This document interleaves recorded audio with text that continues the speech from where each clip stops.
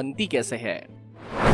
असल में ये बिजली बनाने की फैक्ट्री आसमान में उड़ते पानी के बादल होते हैं। बादलों में पॉजिटिव और नेगेटिव चार्ज पार्टिकल्स होते हैं, लेकिन पार्टिकल्स के मूवमेंट की वजह से नेगेटिव पार्टिकल्स एक साइड और पॉजिटिव पार्टिकल्स दूसरे साइड इकट्ठे हो जाते हैं और इनके सेपरेशन से फॉर्म होती है एक powerful electric field. Opposite charge particles एक दूसरे को अट्रैक्ट करते हैं और जैसे ही इनके बीच में किसी भी टाइप का कनेक्शन बनता है, लाइटनिंग यानी बिजली पैदा होती है और इस बिजली के साथ नेगेटिवली चार्ज रीजन और पॉजिटिवली चार्ज रीजन वापस नॉर्मलाइज हो जाता है। लेकिन इस प्रोसेस में बिजली बादल के अंदर ही चमकती है और इसे कहा जाता है क्लाउड फ्लैश या इंट्रा क्लाउड लाइटनिंग। लेकिन जब इन बादलों के चार्ज पार्टिकल्स का कनेक्शन जमीन या जमीन पर किसी और चीज के अपोजिट चार्ज पार्टिकल्स के साथ होता है तो लाइटनिंग बादल से बाहर आ जाती है और हम इसे ही कहते हैं बिजली का गिरना। ये एक बहुत ही डेंजरस और फास्ट नेचुरल फेनोमेना है जो एक सेकंड के एक छोटे से पार्ट में कंप्लीट हो जाता है। इसमें इलेक्ट्रिक करंट 2,70,000 मील प्रति घंटे की स्पीड से ट्रैवल करता है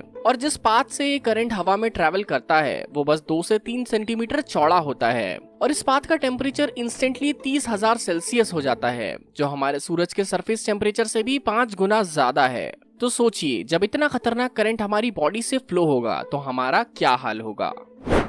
हमारी बॉडी इलेक्ट्रिसिटी की एक गुड कंडक्टर होती है और जनरली बिजली हमारी बॉडी से पास होकर जमीन में चली जाती है, लेकिन इसका मतलब ये नहीं है कि ये हमारी बॉडी को बिल्कुल डैमेज नहीं करती। आसमान से गिरने वाली बिजली में 100 बिलियन जूल्स एनर्जी होती है जो एक 100 वॉट के बल्ब को 3 महीने तक जला सकती है। जब इतनी एनर्जी एक साथ हमारी बॉडी में एंटर करेगी तो हमारे ब्रेन से निकलने वाले इलेक्ट्रिक सिग्नल्स रुक जाएंगे जो हमारे हार्ट, लंग्स और नर्वस सिस्टम को चलाते हैं और इससे हमें cardiac arrest, seizures, brain injury, spinal cord damage या एमनीशिया यानी याददाश्त गायब होना भी हो सकता है और एक्सट्रीम केसेस में डेथ यानी मौत।